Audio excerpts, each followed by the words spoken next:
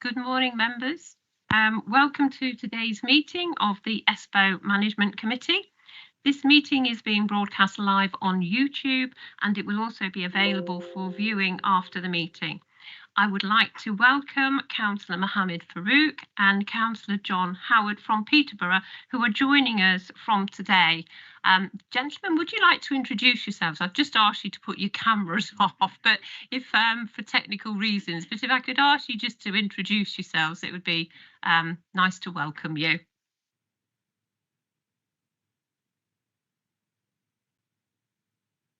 Good morning, everybody. My name is Mohammed Farouk. I'm from Peterborough, and I'm delighted to join the committee today. My first day. Thank you very much. I hope you enjoy the meeting. Thank you. Councillor Howard there. Good morning, everybody. Thanks for having us along, and just apologies that we're online this morning, but I'm Councillor John Howard from Peterborough, and yeah, looking forward to listening and learning today as we go. So thanks for having us. No, thank you. You're most welcome. So to proceed, we have received apologies from Councillor Jameson Norfolk, Councillor Shayla Cambridge, Councillor James at Norfolk. And I understand that Councillor Ferguson from Cambridge is en route but being delayed in traffic, so will be joining us later. The following members are joining us via Teams. That's Councillor Farouk, Councillor Howard and Councillor Baxter Payne from Warwickshire. And I also understand we've got Councillor Peter Butlin online as well. Yes, thank you. I have also received apologies from Laura Haslam, the consortium secretary. Are there any further apologies? No? Thank you. I have been informed that we are not quorate as a meeting within the room today, and as we have less than 4 of the member authorities present, I propose therefore that we hold the meeting virtually as we have members signing in. As was agreed by the Management Committee in 2018, in order to overcome the legal issue of needing to meet in person for any issues that require a formal decision, following this meeting, an email will be sent to all members setting out any decisions taken at the virtual meeting, asking if any member wished to object to the decision taken and to do so within a week. If an objection is received, then a special meeting would be called unless it would be possible to defer consideration to the next formal meeting.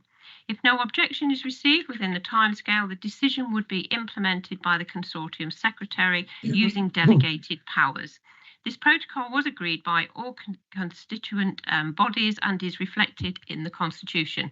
Thank you for bearing with me for that introduction. Minutes of the meeting held on the 20th of September 2023.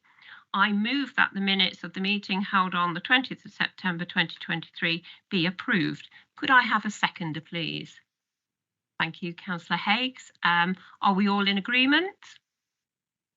Thank you. Anyone against? No, so thank you. They are approved. To advise of any items that the chairman has decided to take as urgent elsewhere on the agenda, there are no urgent items. Declarations of interest in respect of items on this agenda. Are there any declarations?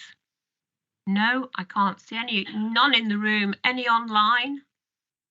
No, thank you very much.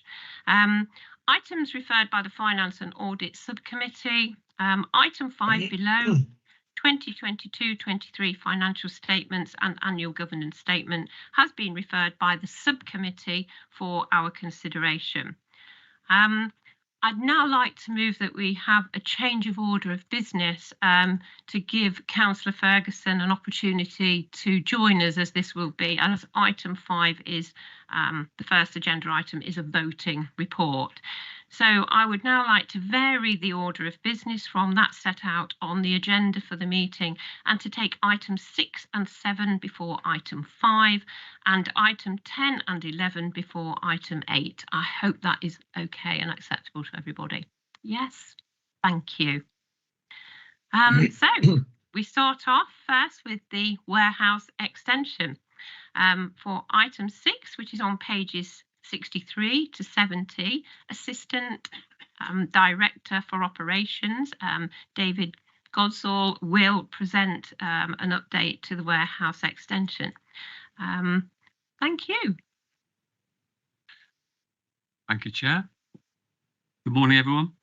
So the purpose of this report is to provide an update management committee, particularly new members, on the project to develop the Grove Park site to accommodate additional warehouse capacity as part of our long-term plan. The original business case to extend Grove Park goes back to late 2021, following a detailed analysis which highlighted that the Grove Park facility didn't have enough capacity to meet the long-term needs of the organisation. And the study confirmed the business benefits to ESPO of creating additional storage capacity to enable growth and manage supply chain risks. Just to put it into context, sales through the warehouse have increased by 40% over the last 10 years, from 41.7 in 2013 to a forecasted 58.3 in 2024. And during this time, ESPO has extended its reach to supply customers across the country.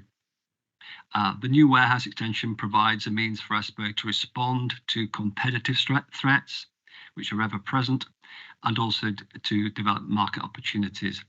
A funding model that utilises the cash reserves of the business demonstrated the overall value created. The new facility will provide an additional 26,000 square feet of space. There are some schematics which I'll talk to a little bit later on, which hopefully try and bring it to life a little bit. So there's some words and pictures. And using an ROI storage capability will give us an additional nearly 6,000 pallets, which is an increase of 50% on our current position.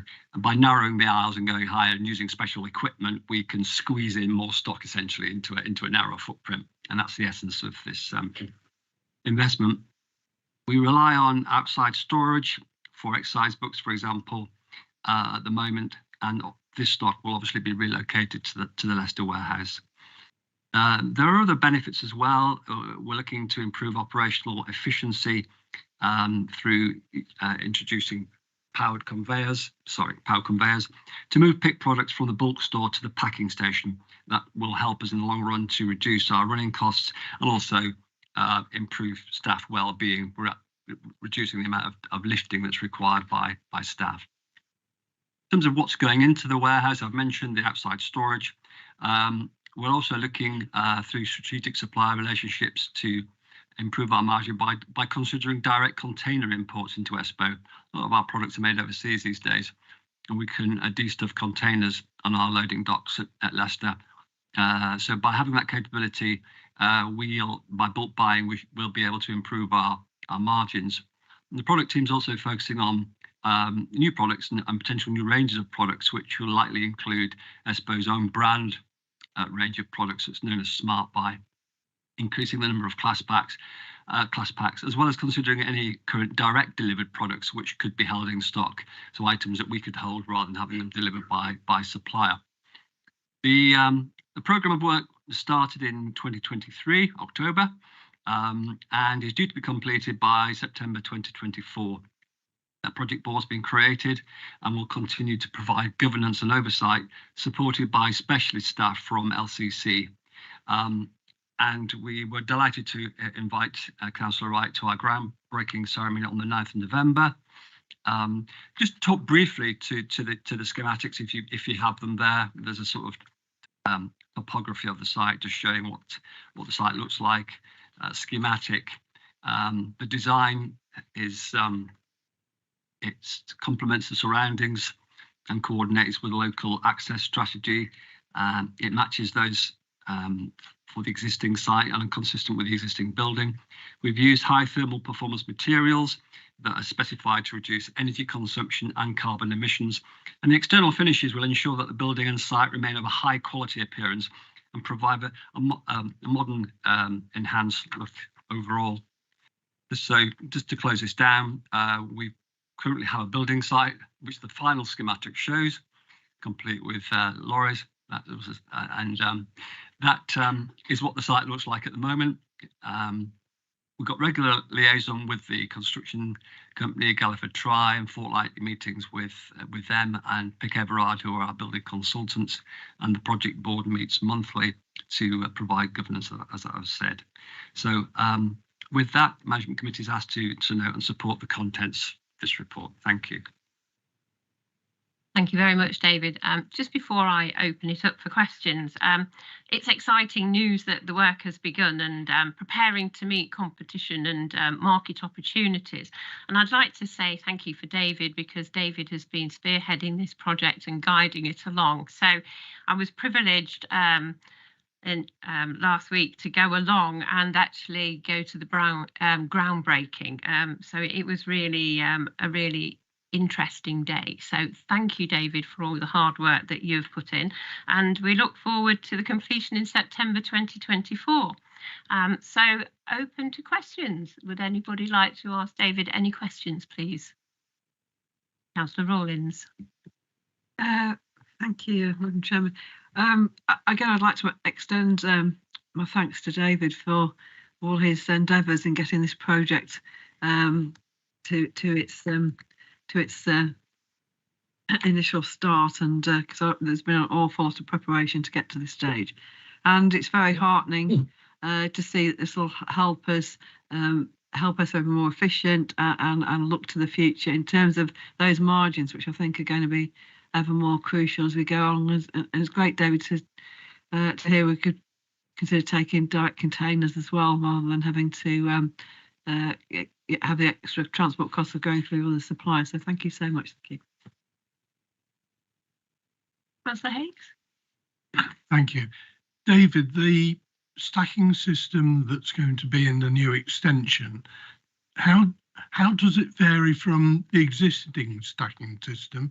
And when the extension is complete, is there or are there any plans to change the present racking system to match the new extension so that we can get even more storage available? Thank you. Yeah, thank you for your question.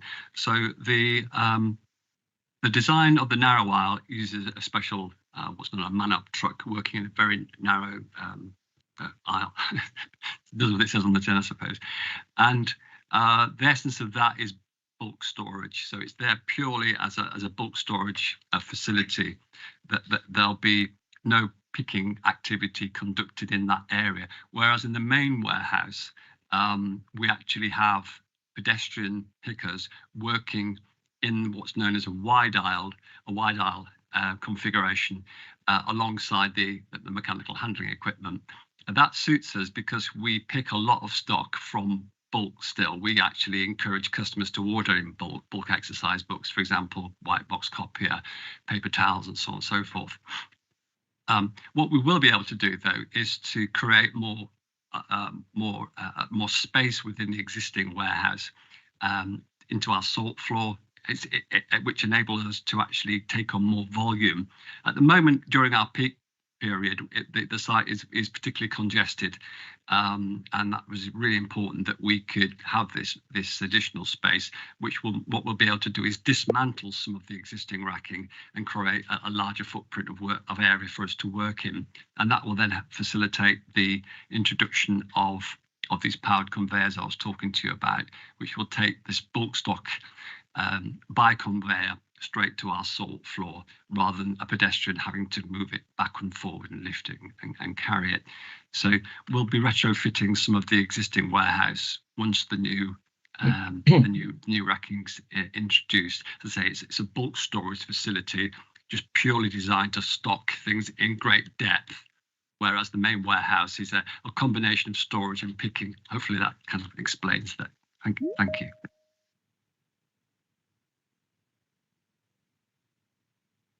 Good. Councillor Poland, please. Thank you.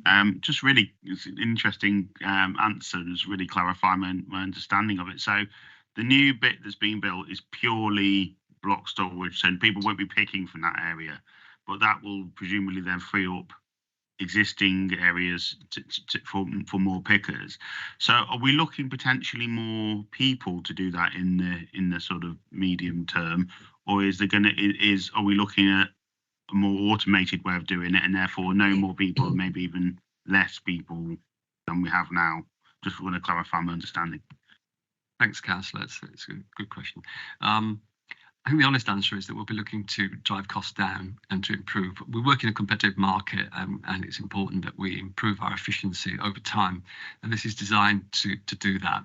So through the use of mechanisation and other methodologies, we'll protect the workforce numbers that we've got at the moment, but I can't see us expanding our headcount substantially as a consequence of this investment. And I think it's the right thing for our long-term viability to look at our cost to serve.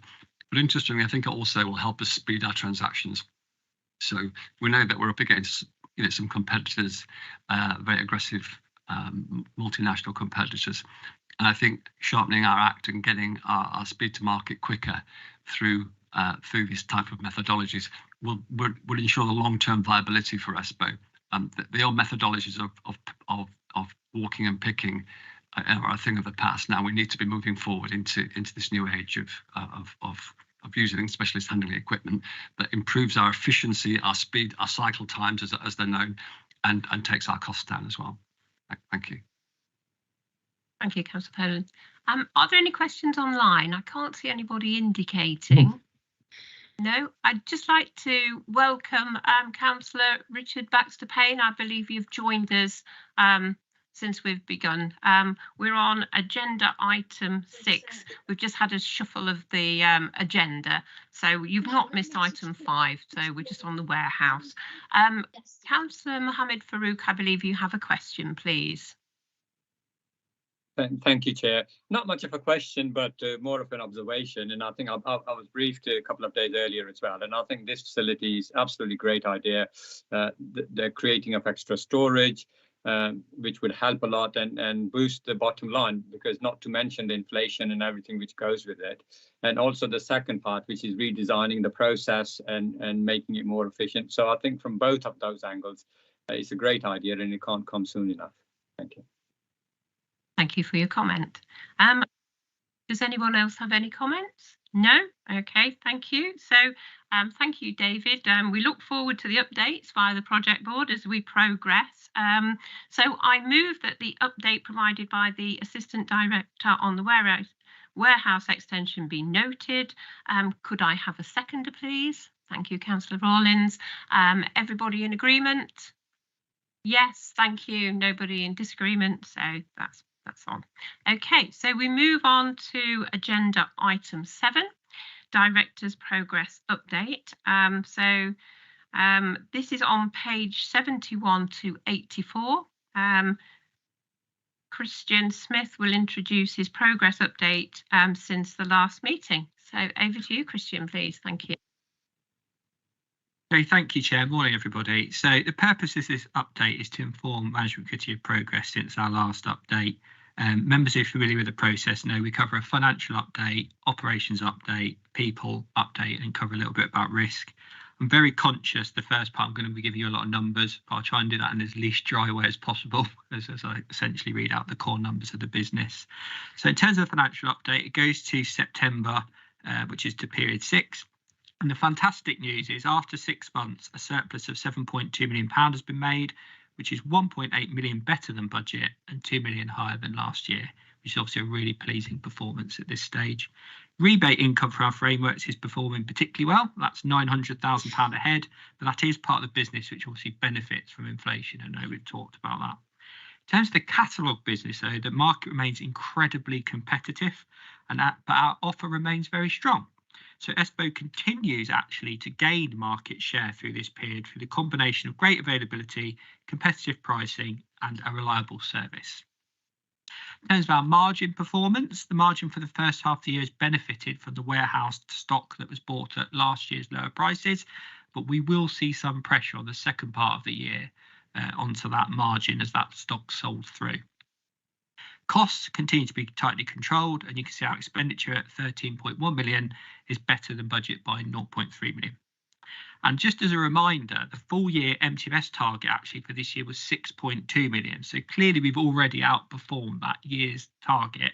However, we do need to be cautious about demand in the second half of the year, especially from feedback from schools and BSA in terms of the incredible pressure that schools are under and how they may rein in their expenditure, certainly over the last few months of the financial year. In terms of the second section, it gives you a little bit more detail on sales and margin. So total sales to 2023 were 52.5 million, which is 800,000 ahead of budget.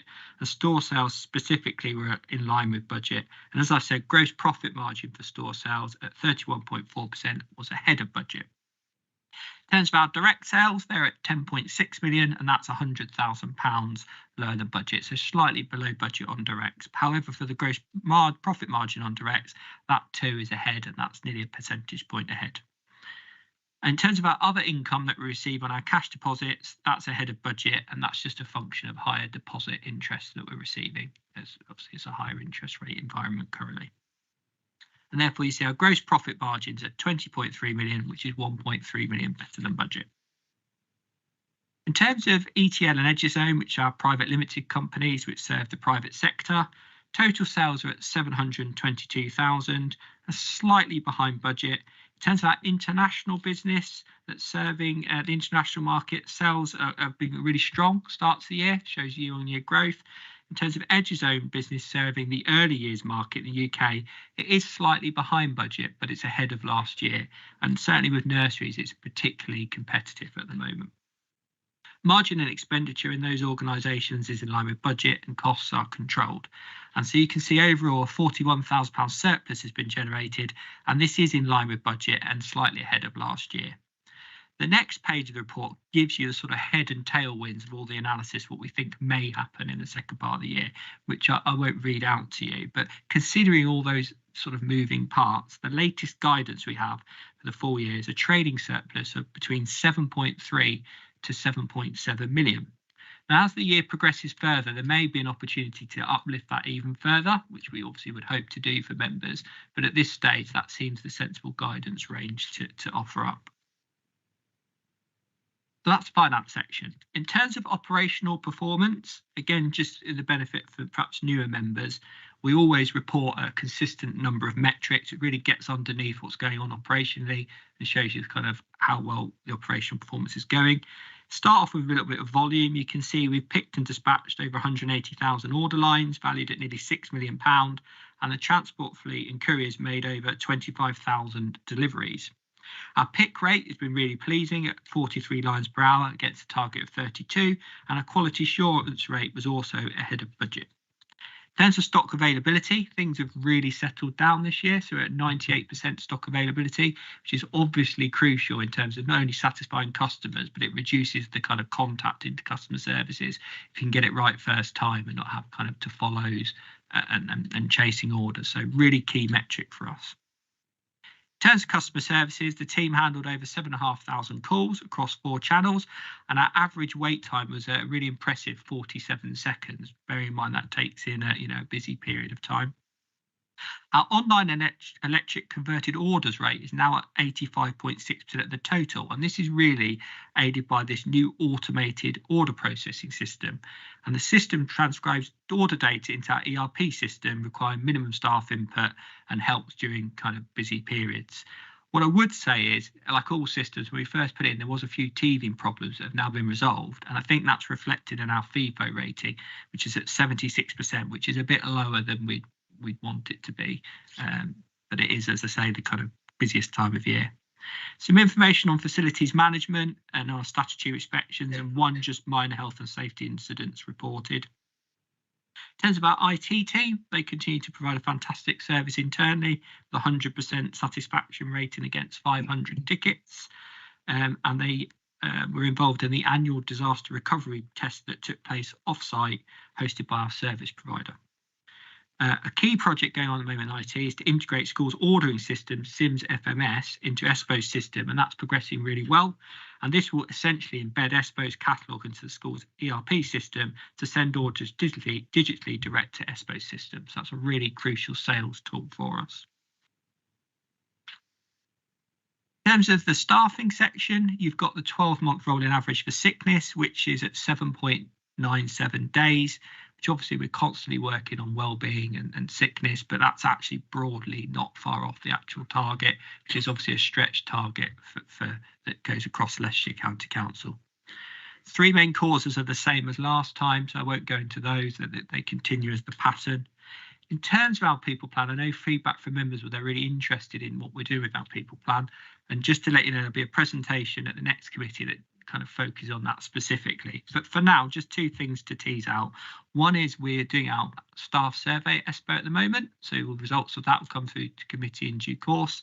And the second is we're offering health assessment slots before Christmas to people who work at ESPO. And the final section is about health, safety and risk management. And just to let you know, the ESPO leadership team held its quarterly review of health and safety and wellbeing and looked at its major risk records, and the top risks are attached as Appendix 2. So members are asked to note and support the contents of the report. Thank you, Chair. Thank you, Christian. Any comments or questions from members, please? Councillor Rollins. Thank you, Chris. Very informative update as always, and great to hear that we've reached the target performance within 6 months of the in month 6 of the year. But having said that, obviously, as you rightly said, you know, the pressure may come later. Obviously, the good news perhaps is nationally the inflation starting to ease off a bit, but we are a bit at the mercy of external factors for that. In terms of maintaining that margin, I'm looking at David here as well. The obviously the business did benefit from the fact you had you purchases before at a lower rate, a lower cost than will be going forward. So are we confident that our margins will hold up in that regard? I'll start, but if David wants to come in, by all means. I think you're absolutely right. Clearly, we're getting a bumper margin position that won't just by nature sustain. The question will then be what we do next year, and I suppose I can give reassurance it's being looked at in a very innovative and sophisticated way, which I'm not going to say what that is because obviously it's an open forum, but we are really conscious about how we innovate to make sure we're giving great value, but also trying to protect that margin. So that's the work that's kind of currently going on at the moment. And as you say, you know, inflation's clearly been announced today as a figure that's sort of sub 5% going down. And what we will look at in these times where the market doesn't always go for us is just what our market share is doing so we can perform relative to others. And so that's a key metric I'll talk a little bit about in private session as well. But if you want to come in, Dave, by all means. Great, that covers significantly everything, Chris. I think you're absolutely right in terms of the change in pressure from the start of the year to the second and then moving on to next year. It's clearly an element that's quite commercially sensitive about what we're doing, but you know, ensuring that we pitch the right offer for schools and local authority customers to make sure they're getting good value, making sure we get the right assumptions around volume, whilst also managing the overall sort of return and target delivery. It's all a live issue at the minute that we're working through. You can see the position that Chris has sort of set out where we're ahead of the MTFS already. So that does give us some opportunity around next year around how we build all this together. We'll be coming back in the new year to present the budget to the committee for approval as part of that. Thank you. You would like to come back? Yeah. One further question to both David and Chris, really. In terms of sort of cost pressures on wage rates, obviously I know you know it's linked into the county council's pay spines as well. But do we foresee any pressures going forward that we haven't anticipated on that? Yeah, sure. Really topical, I guess, given that this year's pay award was signed off by the National Negotiating Committee just a couple of weeks ago. We are looking ahead to next year, and we've factored in a level of inflation into next year's plans already. And what we've been doing is we've been following the Low Pay Commission's guidelines. So they set a midpoint for what they expect national minimum wage to go to next year. And the Chancellor sort of outlined it was going to be at least £11, and that sort of well fits with what the Low Pay Commission are setting. And we've rolled that through the council's pay scales to sort of create an estimate. So at this point, we feel quite confident that we've factored in the inflationary risk from pay for next year, certainly. Thank you. Any further questions? Any questions online? I can't see anybody indicating. So just like to say thank you very much for the presentation. It'll be congratulations, I think, to the customer services team for such quick responses. 47 seconds is remarkable, really. And look forward to seeing the people plan, presentations coming forward. So we're asked to note the update provided by the director. Could I have a seconder, please? Councillor Poland, thank you. Are we all in agreement? Yes, can't see any dissent online. So thank you very much, that's agreed. So moving on, so we go, sorry. Councillor Butlin, sorry, I missed you. Have you a question? Sorry, your hand was raised, now it's gone down. Sorry, I hit the wrong button there. Oh, no worries. Thank you. So we move on to item 5, which is the 2022-23 financial statements and annual government statements. So it says here our first report, but of course it's our last report in the open session. On pages 9 to 62 is a report of the director and consortium treasurer and concerns the financial statements for 22-23 and the annual government statement. And I believe that's presented to us by David Goodacre, Commercial Financial Controller. Thank you. Yes, thank you. And so this paper really sets out part of our annual governance cycle and brings a close to the year ended March of this year. And so the core elements, as you mentioned, Chair, are the financial statements and our governance annual governance statement, and the two work together really nicely. So most of the committee will be aware ESPO doesn't need to have an audit or produce accounts by law, but this is governed by our consortium agreement. And this is all rooted in trying to demonstrate good governance to the board in how the business is being run, its financial stability, give assurance to our stakeholders, both within the business and outside, and also demonstrate part of our commitment to public transparency.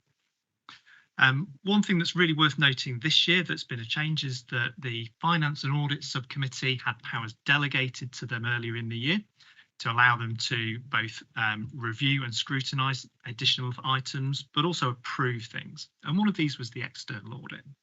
So earlier in October, the external auditors attended the Finance and Audit Subcommittee to present their findings directly to the committee to allow them to open themselves up to that scrutiny and transparency. And I'm delighted to share the result of that was we got a clean audit opinion. There weren't any significant control weaknesses that were identified, and there weren't any material adjustments that were raised. And this is seen in the actual financial statements through what's known as an unqualified opinion, as a good audit opinion. As I say, the full details of that were scrutinised by the Finance and Audit Committee with the audit partner Richard coming to present. So actually, in terms of the financial statements, and moving on to the numbers, so the committee will be aware that the trading surplus reported for the year was a surplus of £5.9 million. This was 300,000 higher than budget and 400,000 higher than the year before. So it was a great result for ESPO. It was actually our highest surplus ever and is building on several years of continued steady growth. Worth drawing out is revenue exceeded £100 million, so it's really grown into quite a substantial business. And we're really careful, as I mentioned earlier, actually in terms of trying to balance delivering great value for money every day for schools and our customers, and delivering a return to our owners. And against that backdrop, it's just worth recalling that actually it was a really difficult supply environment through last year, and whilst it's been competitive, it was well managed, and it was a real success story that we managed to navigate through all the challenges that went through last year. So it's a great opportunity to actually just thank the team that were all involved in producing that throughout ESPO and in the committee, because it really was another fantastic year for ESPO. In terms of the actual P&L in the statements, so there's the net profit for the year was £3.7 million. So again, higher than the year before, but it's obviously slightly different to the surplus that was reported through the committee. And the reason for this is down to some additional pension costs, which we only account for at the year end. Our broader financial position remains really, really healthy. So at the end of the year, we had net current assets of over £20 million and a high level of cash. And this supports both the ongoing stability for the business, paying the dividend, our investment in the warehouse, and maintaining our working capital. So we've had a really good year, and we were in a really strong, stable, healthy financial position. There are a few areas of judgment that I'd just like to draw out. So most of it being a sort of B2B business is relatively unambiguous, but there are areas of judgment. And the first of those is in relation to our pension scheme. So this went through its 3-year triennial valuation, and where the scheme is at is it's now 100% funded. So it's in a good position. And the strategy for the broader pension scheme is that contributions will go to 120% funding. The idea being that it protects the scheme and the staff team from any particular volatility. And the impact on the business is actually relatively minor because our contributions will just stay at a very similar level. And this is all factored into our long-term plan. The other area of judgment is the value of the land and buildings. We get this revalued every year. It's valued at just over £18 million, and we have a loan outstanding of 3.75 million at the end of that year. The final area of judgment is perhaps very topical across the local governments at the minute. So it's the going concern assumption, and this is the assumption that the business is going to be viable for the foreseeable future, but really at least the next 12 months as a minimum. And it's a key assumption in the accounts preparation for any organisation. And given some of the volatility you can see across local government, it's very topical at the minute. I suppose what I would say in terms of ESPO, we have a medium-term financial strategy. It was signed off in the late spring and shows that we continue to expect to be able to trade and continue to grow and be in a strong financial position. Know from the results that we've seen going through the committee this year that we've been trading particularly well, and we retain a really strong level of cash and a healthy balance sheet. So it feels like we're in a really strong position. And certainly we have no concerns over this as an officer team, but it's a key assumption that the accounts are built on. The next area I'd just like to draw out is in relation to our dividend. So you recall I mentioned we made a large surplus or a profit this year. That's a profit with a purpose, and it's designed to actually deliver some social good. And so we've returned that to our member authorities each year by way of a distribution in December each year. And we have an agreed model in how we do that, where ESPO retains the first 20% of the surplus, with the remaining amounts then considered for distribution. Like previous years, we'd like to retain an additional 400,000 to help build our property reserves, noting the investment in the business, but that's similar to previous years. And so applying that would yield a dividend pool for just under 4.4 million that we're looking for members to approve today. And we'd be looking to pay that imminently, so at the start of December. And then the final item is really just closing through governance. So like the accounts, we're not required by law to do it, but we choose to do it to demonstrate good governance and give the committee the assurance over, one, the high quality running of the business, but also two, actually just signing the accounts. And it takes feedback from a number of sources, but the sort of pillars that I would normally use to describe it are you're gaining the assurance from the external auditors over the quality of the governance arrangements. We've got internal audit who also summarise their findings. And then we have the officer team, and including the consortium secretary and the consortium treasurer.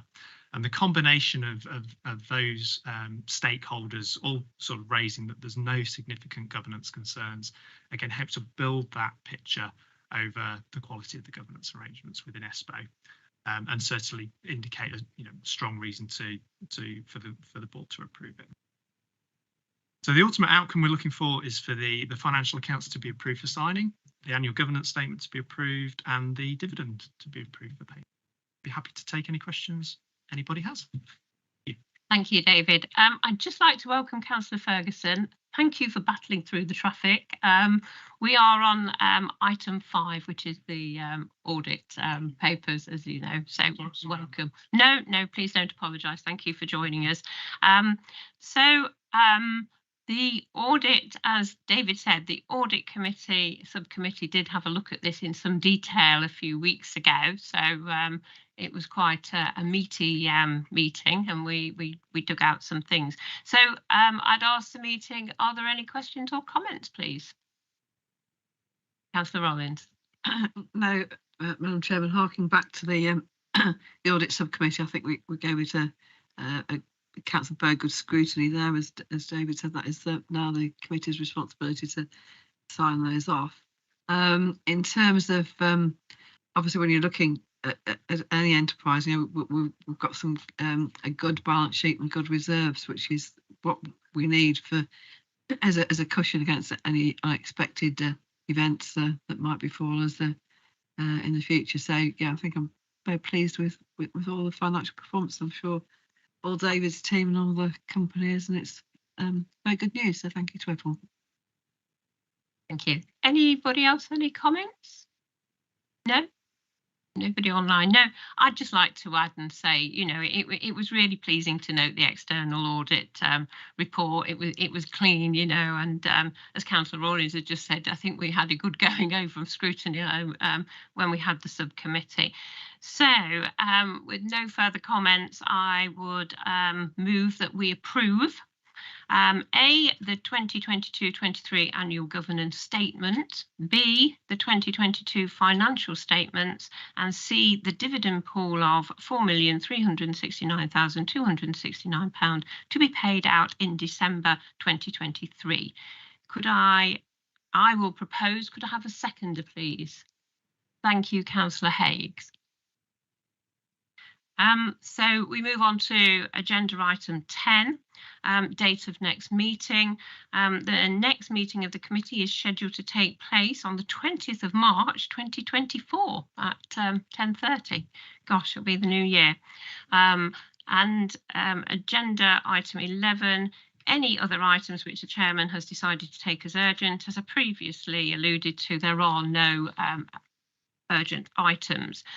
So we move to 8, which is exclusion of the press and public.